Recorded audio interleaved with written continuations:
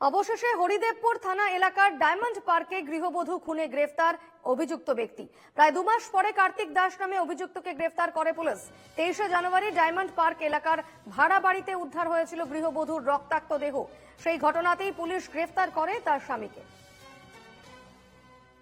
হরিদেবপুরে গৃহবধূ খুনে গ্রেফতার স্বামী এবং প্রায় বেশ কয়েক মাস পরে 23শে জানুয়ারি ডায়মন্ড পার্ক এলাকার ভাড়া বাড়িতে উদ্ধার হয়েছিল ওই গৃহবধূর রক্তাক্ত দেহ।